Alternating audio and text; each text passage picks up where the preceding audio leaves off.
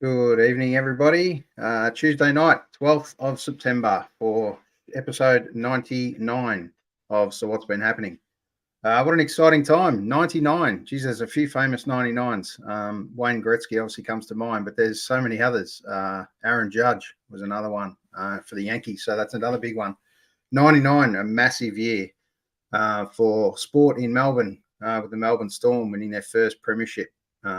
What an amazing effort that was to knock off St. George, who were the Storm at the time were very much underdogs. So I remember that very well. Didn't make the trip up to Sydney at the time, but got to watch it at Crown Casino in amongst plenty of St. George supporters, and we knocked them off right at the end. So it was a fantastic effort.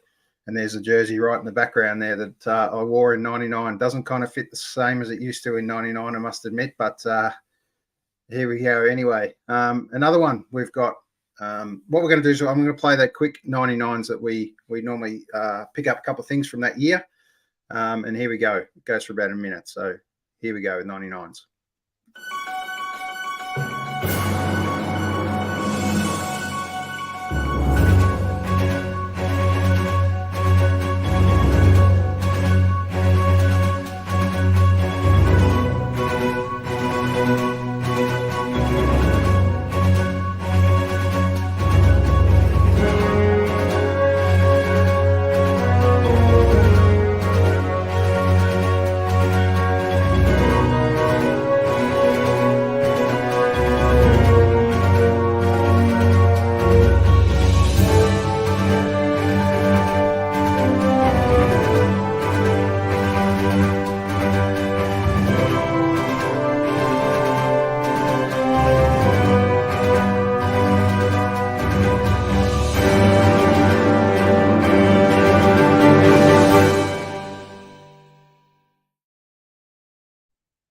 There it is, show 99. A lot of things happened around 99. Seems like forever ago now, but sometimes I flash back very quickly and it wasn't so long ago. So, all right, we've got a really special show tonight.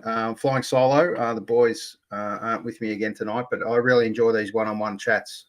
We get to have a chat to Matt Ward tonight, a little bit about him just quickly in a song he's just released, which is really fitting around football finals time with Melbourne Demons still being in the finals. We get to chat a little bit across the border over to South Australia with the Norwood Redlegs and a song he's just put together there. And interestingly enough, I used to travel over to watch Melbourne play in Adelaide and go and see Norwood play generally on the Saturday or the Sunday, depending on when that was going on. And we'd catch a Melbourne game in between on a Friday night, probably normally. But here we go. We're going to play a little bit of this song and then we're going to get Matt up for a chat.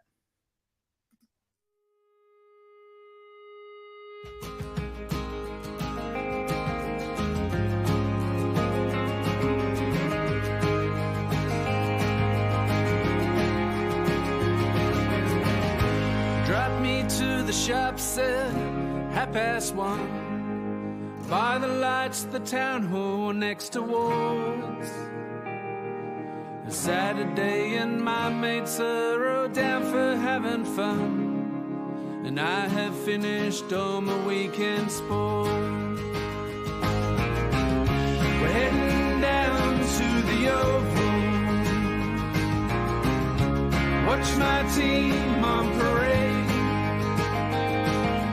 watch our heroes run on this field that can't be done. Watch the Redlegs win again. Throw on my scarf and beanie, Mum gave me $20. The best hot chips are right there through the door. The footy ends up on the street, we dodge the cars and trucks, and on my back are the numbers 1 and 4. Quarter time, we jump the fence and run onto the grounds. The grandstand seems to make it feel so real. I kick it from the pocket and I hear the roaring crowd. I try to find my dad up on the hill. We're heading down to the Oval, watch my team on parade, watch our heroes run on this field that can't be done. Watch the Redlegs win again.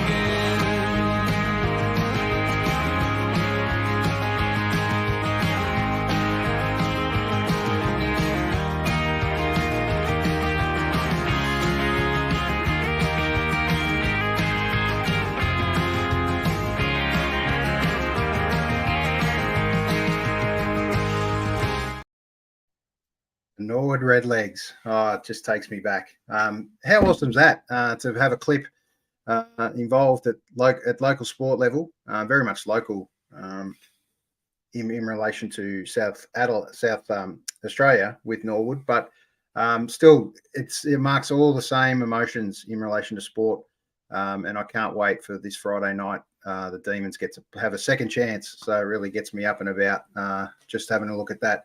Demons versus Carlton with 100,000 people in the stands, and then directly across the road on the same night, you got Melbourne Storm playing the Sydney Roosters with 30+ thousand. So what an incredible place to be, Melbourne, at the moment. But all right, let's bring him up. The band who put together that fantastic song, Red and Blue, from Norwood. Let's bring him up, Mr. Matt Ward. Welcome, mate. G'day, Aaron. How are you? And there's my dog Shooter. Sorry, he's in the way, but he'll just be a character in amongst this. Perfect. Yeah. How are you? Welcome, firstly, to episode 99. It's a special episode of So What's Been Happening. So it's really nice that we've got this football tie-in to kick us off. Yeah, congratulations on episode 99. And I love the Redlegs Guernsey up in the background there. Yes. It's I dug it out of the bottom of the drawer. It's a little bit smaller than I thought it was. So it shows you not the same size you were when you were 18, unfortunately, right. At this point. Come on, mate, out of the way. Let's get him out of the way. That's all right. No, as long as you're cool, he's cool there. Have a seat. There you go. He's part of it. Yeah, so tell us a little bit about that song, mate, how it came together and your history or your association with Norwood itself. Yeah, so my family's had an association with Norwood for over 120 years. My great-grandfather started a shoe store there in 1909, Alfred Walkley, and then my grandfather, then my father, and they only sold it about 8 or so years ago. And so, they've had a long history with the area, and my dad worked there for 48 years, and I guess I had very strong connections with Norwood because I worked there. But as a kid, helping Dad close up the store at sort of midday when the shops used to close at 12:30, and we'd head down to the Oval after that. And so I've been meaning to write a song about that time and about that experience and about the parade and something that ties in the family and my dad as well. And it all came together one day down in Tassie when I was writing. I wrote it down in Tassie, so I was down there. So that's a bit of the history of the song. Yeah, it's really cool, and a really cool clip to be able to capture some of those moments in amongst the game and the great part about kicking the footy on the ground and all those kind of things. Yeah, that's right. So the songs, trying to not only encapsulate that that pilgrimage down to the Oval that we often take, be it the AFL or be it local footy and grassroots footy, but also the spirit of grassroots footy and community, being able to jump on the Oval and kick the footy at quarter time and three-quarter time and being in half time even, and being able to listen to the coach's speech and all those things that I hope to be able to pass on to people associated with me as well, in terms of getting them involved in the community and the club. And it's a really special time, and so it all came together nicely in a song, I reckon. Absolutely, it does. What a great little memoir, really, for to put into the time capsule, and hopefully it gets played a little bit more often. The club was really good as well. They allowed us to obviously film on the Oval and film that day, and they had a bit of a rough year. I actually pulled it together last year off the back of a great season that they had. I actually wrote it before they won the grand final last year, and they weren't expected to win the grand final, but they ended up winning it by 1 point, and it was an absolute cracking game. And I was like, do I release it now or do I hold off? And so I decided to hold off because, they won the grand final last year. They're sure to make the finals this year. And then after about 8 games, they still hadn't won a song. So, the club were really good. And a few of the people in there, my partner's in there, and her kids are kicking the footy on the Oval there. So shout out to Fee and Finn and Archie if you're watching. It's time to go to bed soon. So, but it was good. Yeah, that's right. But listen to your mum and off to bed. But it was fantastic that they were part of that as well. Yeah, fantastic. So obviously grown up, born and bred in Adelaide. That's right. So born and bred just down the road, and grew up in the Adelaide Hills, and now back down in Norwood. So yeah, fantastic. What a great spot to be. Beautiful part of Adelaide. Yeah, the other link with the Redlegs too is that it's Paul Kelly's team and the team that he grew up with as well. So you see him reference Norwood every now and then. And in his biography film called One More Song, he sort of goes into band practice with Vicar and Linda Ball and the like, and he's wearing a 2014 finals Norwood cap, I think it is. And so apparently he's got a copy of the song. So who knows? Hopefully I hear from him to say, good song. Yeah, absolutely. It's got a bit of a Paul Kelly ring to it, actually. Yeah, absolutely. But yeah, okay, mate. Well, what a great way to start with a brand new release that you've had. Although you've had it in the mix, you finally get it to air and get it out there amongst the crowd or the public in general. So, congratulations on that. Firstly, thank you. All right, let's just kick off a little bit with your musical journey, mate, and how it all kind of began for you. I guess probably the first where I normally start is, what's your first memory of music in the household? It was my dad's 80th on Sunday, and I was actually talking about this on Sunday. He used to work quite early. He was a workaholic, and he'd be buying shoes, so he'd spread all the shoes out on the dining room table and picked which shoes he was going to buy for the shoe store. And in so doing, he would crank up the opera or classical music at about 8 o'clock on a Sunday morning. And that was certainly one of my most earliest memories, was that blaring out across the house and all the kids waking up going, oh, turn that off. But so that was one of my earliest memories. Yeah. Yeah. And did an instrument follow as a young kid? So my sisters were all in choirs, and I learned the piano from a young age, so there was certainly my parents encouraged me to learn music and learn the foundations of music, and hopefully that's flowed through in some way, shape, or form. But the guitar wasn't picked up until I was certainly a bit older. Yeah. Okay. So it was piano because there was someone in the house that played piano, or was that? How did it come about? Well, yeah. So I think one of my grandmas, my great grandma, was quite a talented piano player, and my parents just encouraged us kids to do it. So one of my sisters was learning as well. So, but the old classical piano and learning by rote, and those half an hour of practices every evening seemed like to be an absolute eternity, but now half an hour goes like that. So yeah, it sure does. That's exactly right. So tell us a little bit about your influences as a young kid from a music point of view. Who did you like? Kind of probably in amongst your teens, I guess. Probably is your first real record. Definitely not opera. My sisters at the time were very much into Dire Straits and Sting and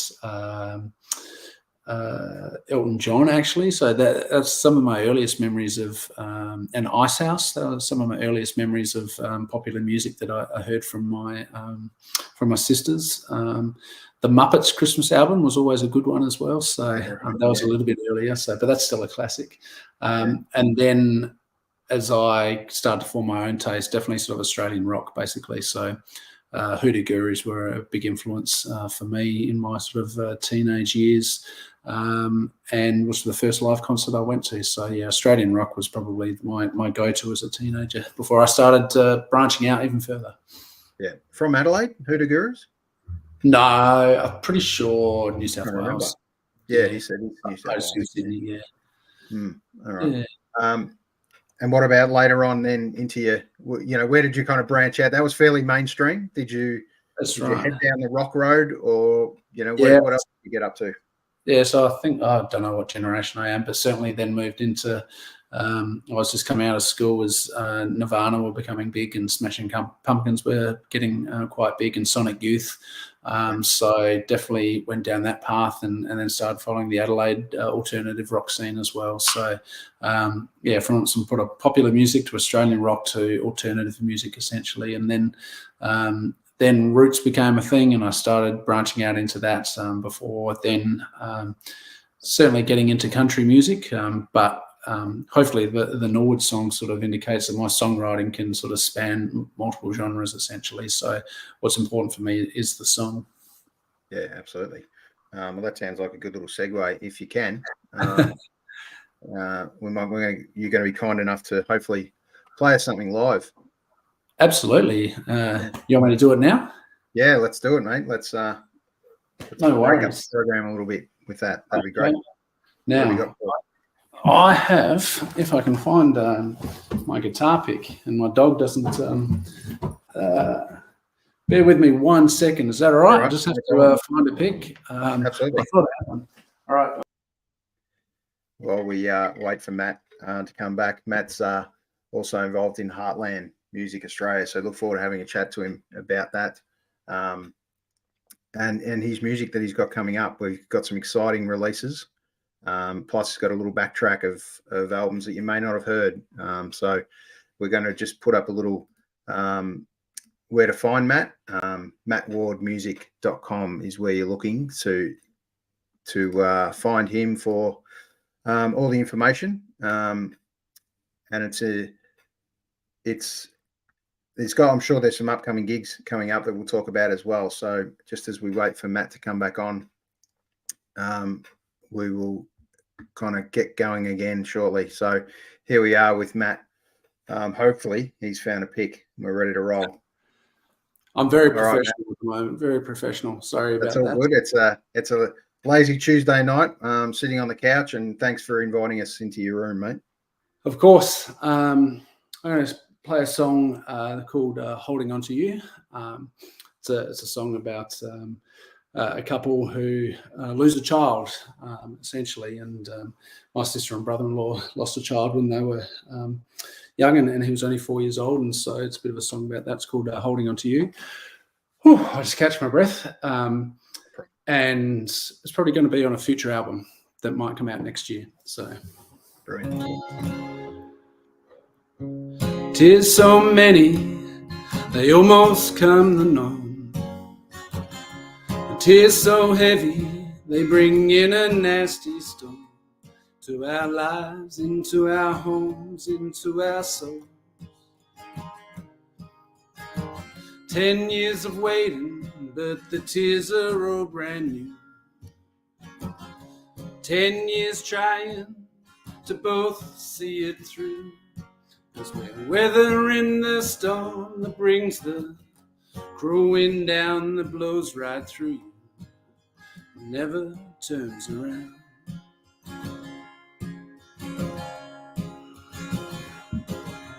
Loads of dirty dishes filling up the dirty sink. Used to cause me retribution, used to put us on the brink of an argument. Oh, how I miss those days.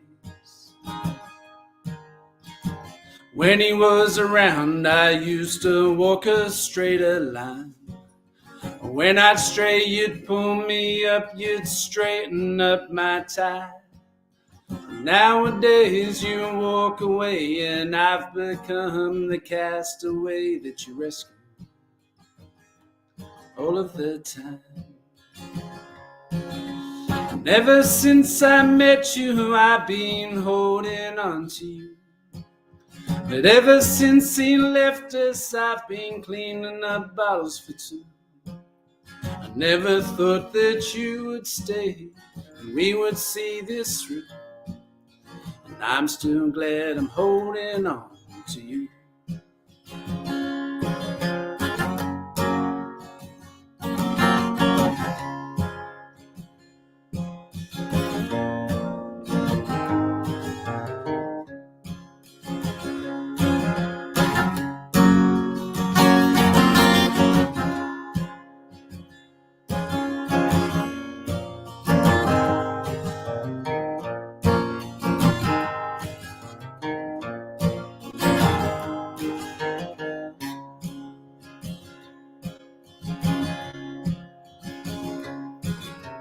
Metaphors and goodwill, you can keep them to yourself. They never seem to speed up time when only time will help. With the demons and the bottles in their hands. The demons are our friends these days, we tolerate their mess. We tolerate their filthy minds as we regain our strength. We both let them in to distract us from the truth that we still miss him, and he ain't coming back. And ever since I met you, I've been holding on to you. And ever since he left us, I've been cleaning up bottles for two. I never thought that you would stay and we would see this through. And I'm still glad I'm holding on to you. And I'm still glad I'm holding on to you. And I'm still glad I'm holding on to you. Thank you. Yeah, it's beautiful, man. Beautiful words in that. Really powerful, given the context of the song. But that song can also mean so much, and not obviously have plenty of other meanings outside of its direct meaning as a songwriter. So that, I think that's the most amazing part about songwriting is what other people read into some of your songs. And it's always an interesting conversation between songwriter or artist and punter, I guess. Sometimes they think a song's about something and it's completely not about that. But if that's what they get from it, sometimes that's kind of cool too. What do you think of that? And good conversation with work colleagues as well. yeah, definitely. Where was that written, mate? And obviously a really tough time, obviously, for the family. But I wrote that up in Nundle near Tamworth, actually. So on a songwriting retreat, and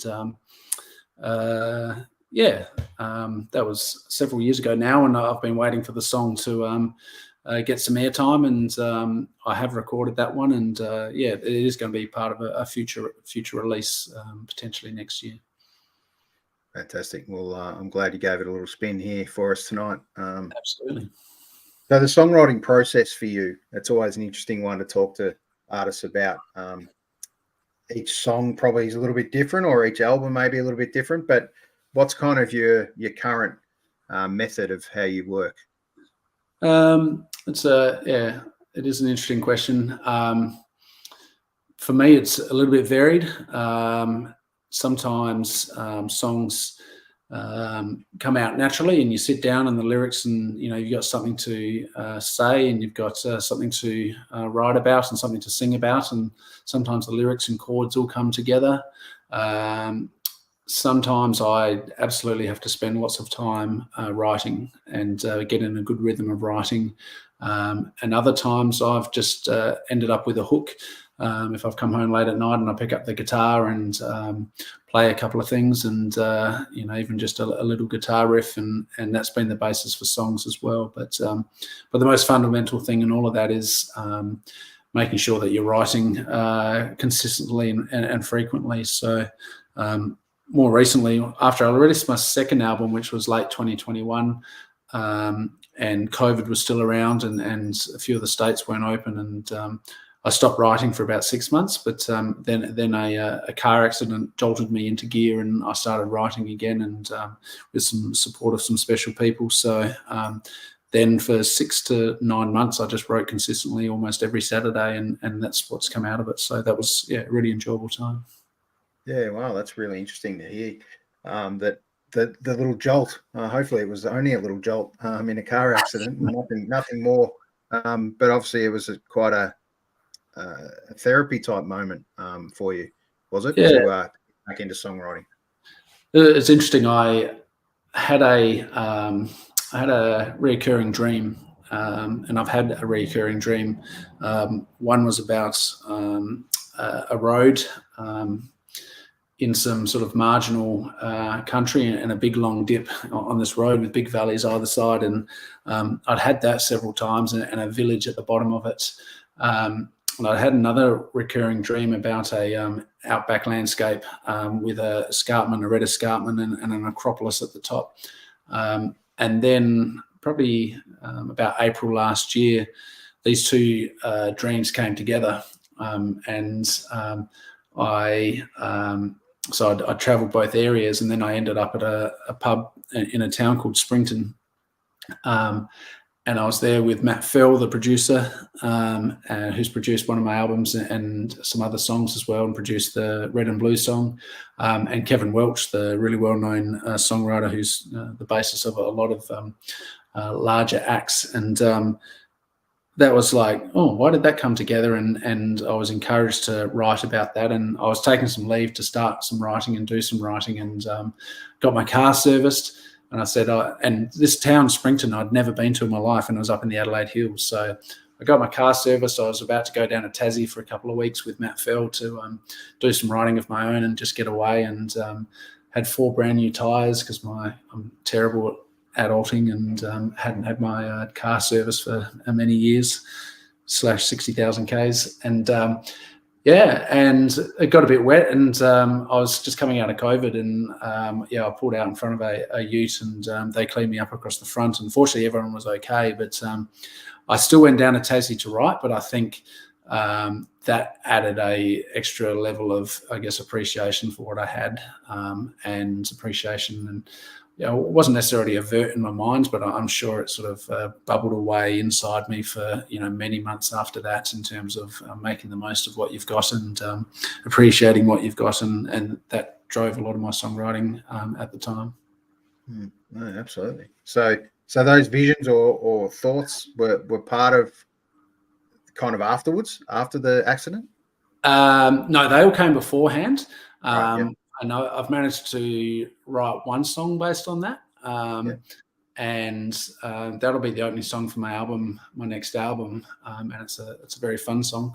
But since then, I haven't had that dream at all. So and we've visited Springton, and it's an interesting place, and we've driven around there and taken some photos. But who knows why it turned up? I have no idea. I'd never been there in my life. So there's an old pub there, and you can't get any phone reception. You got full 5G, and you go inside the pub, there's no phone reception. It's a bit quirky, but Sounds like it's perfectly planned to me.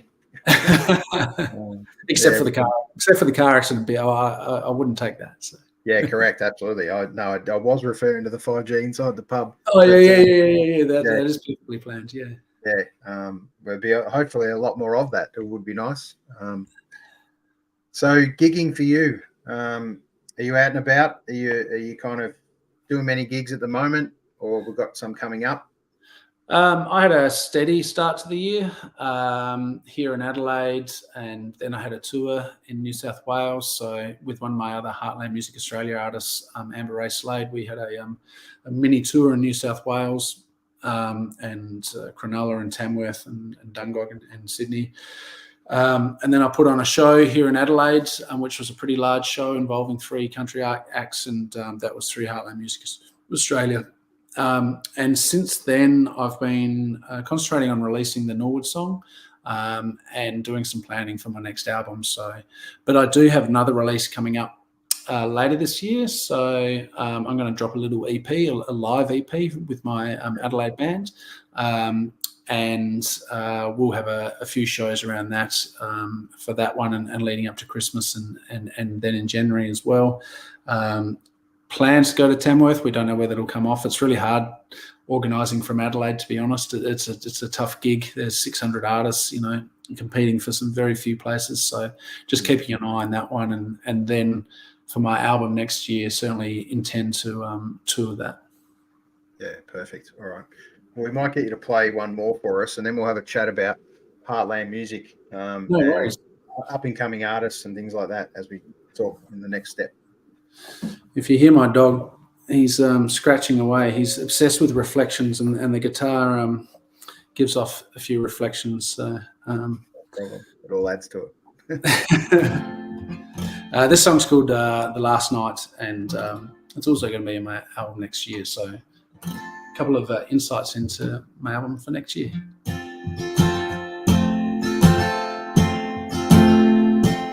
Tonight is the last night. I'll take the long way back home.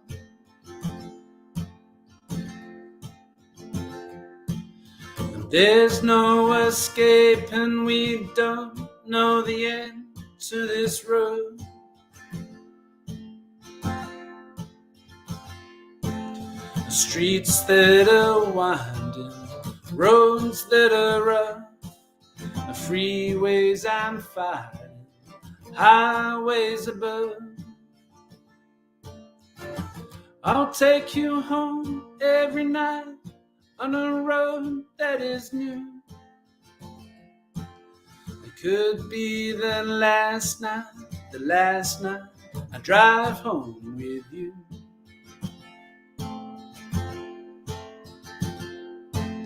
Tonight is the last night. Let's take a look at the moon.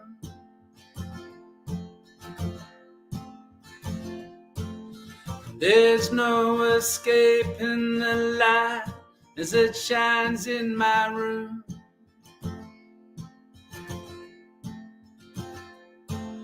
Stars that are shining, stars turn to dust. Thunder and lightning, cool change for love. I hold you tight as the dawn slowly comes into view. It could be the last night that I sleep with you.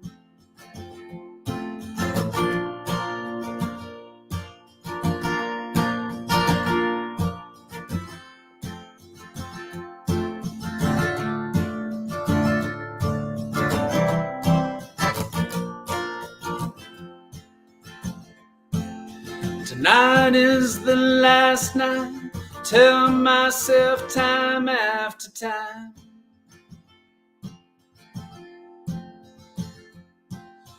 There's no escaping, I can't get you off of my mind.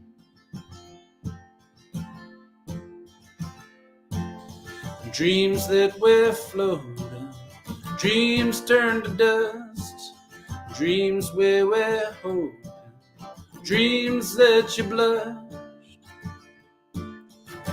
I close my eyes every night, hoping now love is true. It could be the last night that I dream of you. I close my eyes every night, hoping now love is true. Could be the last night that I dream of you. It won't be the last night that I dream of you.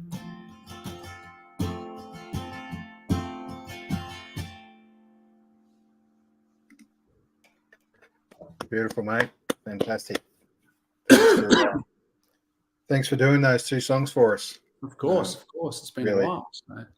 Really appreciate it. Yeah, it's always good to, the sound's always not perfect, and it never is kind of on this chat, but that's really not what it's about. It's about exactly. Just kind of getting the musician in that feel of, playing music and having a bit of an outlet, and it's really cool for us to capture those kind of moments like that inside your own lounge room. So thanks for doing that for us. Real. Thanks for having me on. So Heartland Music. Yes. Tell us a little bit about that journey, mate. It's one close to your heart, no doubt, and it's what drives you, no doubt. So yeah, my first album was called Heartland, and the name was floating around for a little while, and I guess I am somebody who likes to support other people. I'm somebody who likes when I see a gap or I see a problem that needs fixing, but something that needs some leadership, I quite often jump in. And I've got a number of friends who I really respect their songwriting.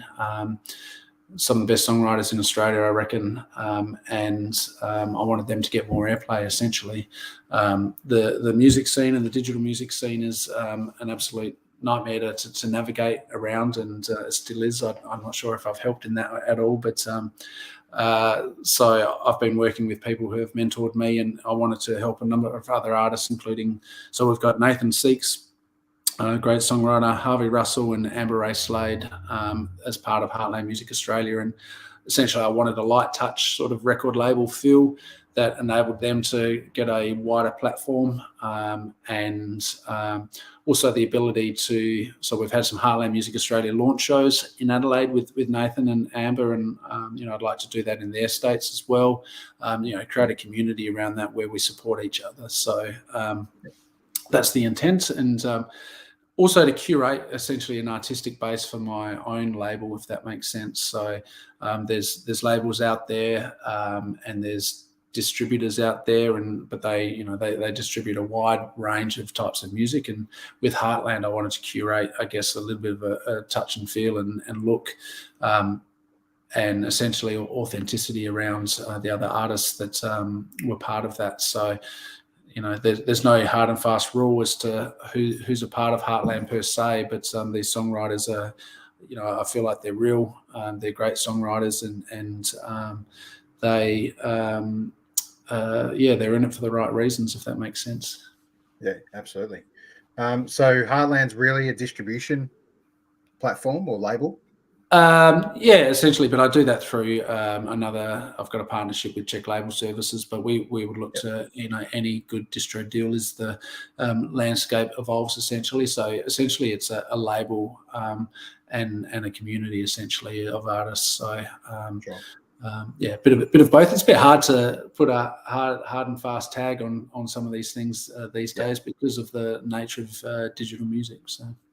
Yeah, and I think that's a really good point. That it is ever evolving, and it's moving with what different artists need. What you are is very much an outreaching kind of platform where someone can come to you, be mentored effectively, get the advice. Because you're right, young artists, it's a challenging world. It's a challenging world for older artists out there now who aren't used to these distribution methods. The only good part that's come back is vinyl's back.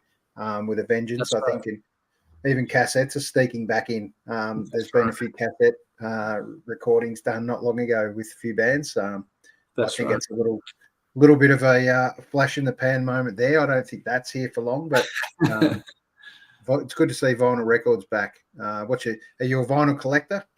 A small one. So yeah, I've had my record player now for 15 or so years, and I've got a small record collection. And I chop and change between that and listen to digital music. But I am a firm believer that nothing beats listening to an album start to end. And quite often, if your needle's not covered in dust, the warmth of a record, nothing beats that. So my last album, If I Was in Dallas Tonight, I recorded it in Texas, and they did the mastering. They did a fantastic job with the mastering and production for that for vinyl, and it's incredibly warm and sharp. And So I'm a huge fan.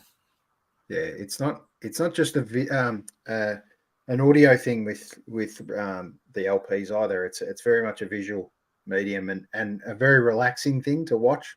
The needle and the record spinning and the whole story that comes with it, because generally most of the time it's an older player that's out there, and it's got a history, and it's really interesting to hear some of the stories of how old some of these record players are and where they've come from, and what their stories really are. So it's really cool. And you're right, that little nth crackling that you still get in amongst the record players is makes it pretty special. But there is definitely still or very much a place for digital mediums. It's just hard to navigate the system and get it out there. But talk about reach, it's one way to get out to the masses for sure. It's just sadly it doesn't all come back to the artist. It's quite a challenging platform, isn't it? That's right. Space. Yeah, absolutely. And there's a lot of algorithms that sit behind, like our social media. I think there's a lot of algorithms that sit behind the digital. But I think at the end of the day, however, hard work and getting out and playing shows and playing killer shows and attracting an audience that way, nothing beats that. So for those artists that are doing it, they deserve all the credit they get. Yeah, absolutely. And it's interesting you bring up If I Was in Dallas Tonight. That's one of the great covers for me. You've got some really good album covers, man. I really like the way they're done, they're shot. They remind me of some real old album covers, and I think obviously that was some part of the intention. But there's some great stuff here. So who are they? All from different artists and stuff you worked with to put that together, or how have some of these albums covers and stuff been put together? Yeah, they've been consistently done by. There was one there that I did myself, the sharper black and white one, but the rest have been consistently done by a chap called Shelton Hollis. He does artwork also for Andrew Swift and Greta Zilla and some other lots of other people as well. And he's based in Nashville. He's a lovely man, and he did the red and blue one as well. So without necessarily knowing much about Australian football, although he has been based in Melbourne previously, he really captured the background of the red and blue one. If you look closely, it's actually this material of a scarf, like a footy scarf. And he's done a fantastic job. So I look forward to working with him more on my future ones as well. My next EP coming out in November and my album next year.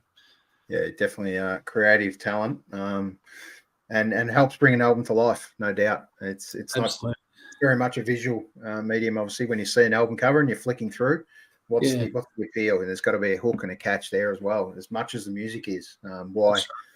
Especially if you don't know the artist, and why should I give this album a shot? It's got to be something. So it must be a challenging process, no doubt. I need to get my vinyl out there more. You're reminding me. So. Yep, absolutely. It's always obviously the advantage of playing shows is get to drag some vinyl.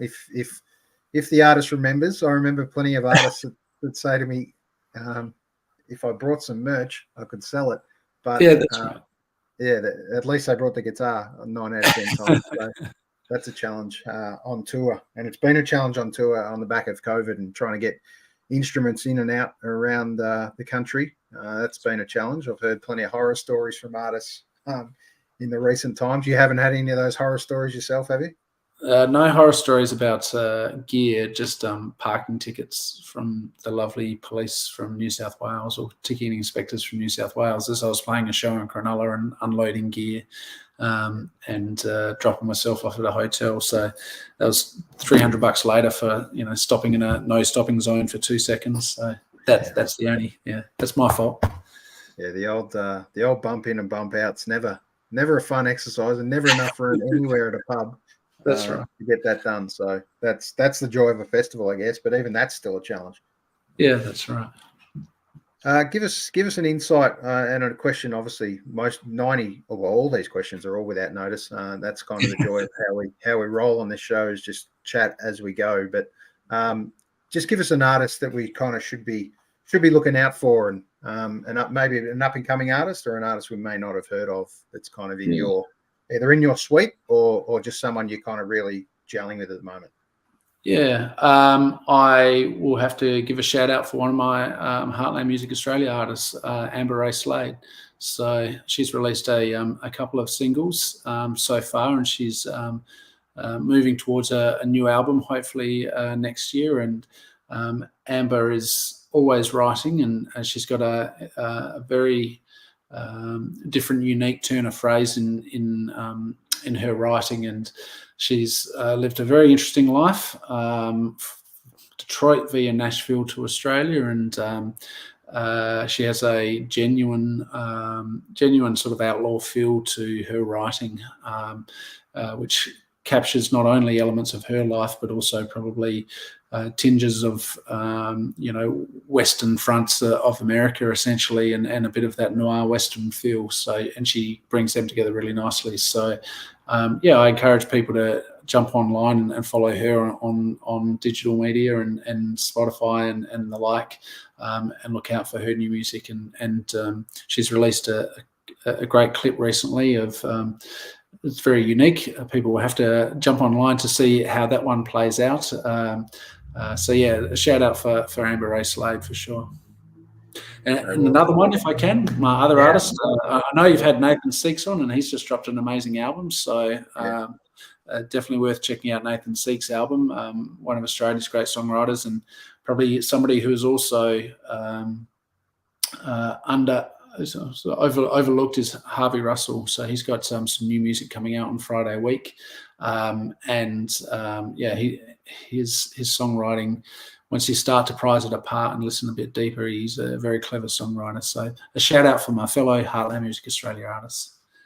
Beautiful. That's totally what I hope to expect from you, to look within. But I mean, that's a shout out to both those artists. Obviously, we've had Nathan on the show, but definitely an extension to anyone else that wants to hit us up for a chat. We're a little minnow in the play of the music world, but we love to connect to other artists, and hopefully that's just sits there in the library out there in the big world, and you never know who picks it up at what time and gets something out of the chat. So absolutely.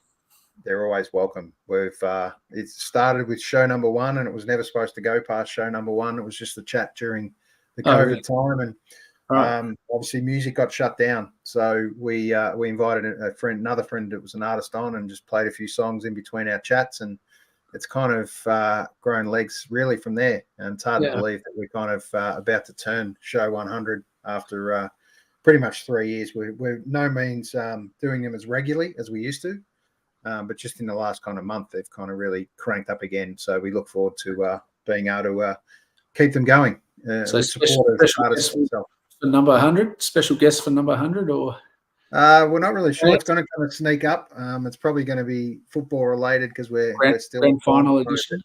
We might save 100, and we might just start on 101 and 102 and come back to show 100 and just slot it in there later. But it's kind of caught us a little bit by surprise, actually, to be perfectly honest. And we haven't hooked up too many more. But another good friend of ours on the show, Matt Joe Gow, is going to join us in the next couple of shows. So we really look forward to having a chat to Matt, and hope to get some of the artists we've had on before, which are Charles Jenkins in particular. We're going to have a chat to him again, which has been a while. So good boy from Adelaide back in the day.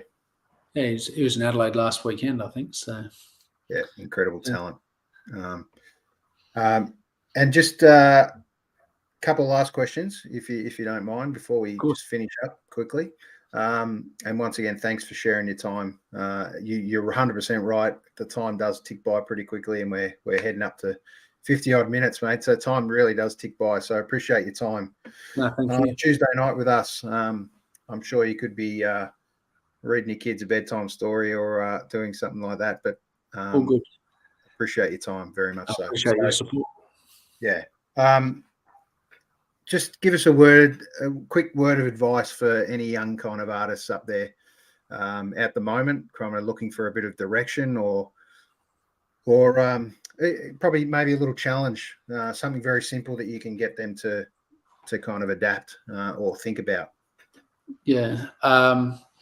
Sounds cliche, but be true to yourself, but be true to the song as well. So, and that comes about by being vulnerable, letting people have access to sort of your inner soul a little bit, and also be regular in your writing as well. So keep that up, keep the writing up. So two things: be authentic and true to yourself in the song. There's probably about three things now, and the other one is keep writing. So, and don't do what I do. Also, get guitar lessons and learn how to play guitar properly.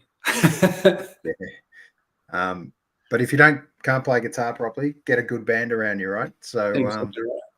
It's just a quick shout out to your band in particular. Just give us a feel for who's in the band and so the instrument setups. Yeah, so I've got a 5-piece band, sometimes 6-piece here in Adelaide, and drums. Max Toulouski on drums. He also plays in rock and roll bands and in power punk bands, so he's a very diverse artist. Tim Bodman on bass, Darren Zaza on guitar, and Greg Blanche on pedal steel guitar. And Greg's played with a whole range of artists over time, and occasionally we get a fiddle player on board as well. So I love the feel of a 6-piece band, and I love the feel of having a band around me. So, and some of the music we're going to release in November is them recorded live in the studio. Okay, perfect. Sounds great. Look forward to it. Can we see you in Victoria at any time soon? What's the probably next year as part of my album, I reckon. So yeah. Unless Nathan wants to have me across for some Heartland Music Australia shows. So. Well, there's a shout out to Nathan. That's right. Support those who support you, Nath. Absolutely. You definitely need Matt over. I'm sure Nath would love to open for your album launch, maybe. Who knows? That's a good idea. Down at Pistol Pete's in Geelong would be a super gig for sure. So, all right. And the last question for you, mate. One of our other guys on the show, normally we hit him with this one. He gets to ask about one question for the night. So it's you're having a dinner and you're sitting around a table. It's you and 5 other guests. They can be living or dead. Who would they be? They would be, I'd have to say, Paul Kelly. Yeah, love to have a beer with Paul Kelly. He probably doesn't want to talk about South Australia, but that's okay. I'd have probably my grandfather that I never met. He was a hairdresser, and I knew he's my mum's dad, and I knew his wife very well, my nana, but I never got to meet him. I would. I should have been better prepared for this. Well, I didn't prepare you at all, so it's fair. Oh, you didn't? Oh, okay. So we hit you with this. I mean, we do it mainly on complete impulse because we know, and at times people get stuck for a third or a fourth or whatever, and it really doesn't matter. It's more a case of just who's in their mind. It might be an artistic influence. It might be their absolute hero. Who would it be? Yeah, so on that theme, I'd also have my partner, her father as well. It's his birthday today, and he's no longer with us. Would have loved to have met him. And then I need a sports person, Tony Modra. Beautiful, Godra. Yeah, very nice. Godra, I was behind the Godra banner. Yeah, right. What an incredible player he was, for sure. Good friend of mine, Richie, barracked for North Adelaide. Okay. He was crazy on coming. He lived in Melbourne. He was a surfer and always got back and got there as much as often and still does. drives to Adelaide almost weekly when they get to play there, and still follows them and loves them. So shout out to Richie, that absolutely loved Modra back in the day. What a super talent he was. Absolutely. All right, mate. Thanks so much for your time. Really appreciate it. Please reach out to us at any stage when you got anything new, or the album, or the record label, anything you want to push and promote at any stage. We'll do what we can to help support you. But what we're going to do, I'm going to play just a little clip from Nobody Told Me, which is just a little teaser you have on YouTube, just to show a little bit of the band. And I know the dates kind of mentioned there probably are irrelevant now as far as release dates and things, but you can definitely find anything you want about Matt on mattwardmusic.com is where you're looking up. So please reach out. And once again, Matt, episode 99 has been a special one with us. The Gretzky edition, we'll call it. It's now called the Matt Ward edition. Fantastic to join us. So all the best, mate. Have a great week.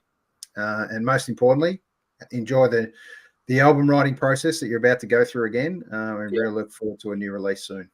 Awesome. Thanks for having me, and thanks for the support. Anytime.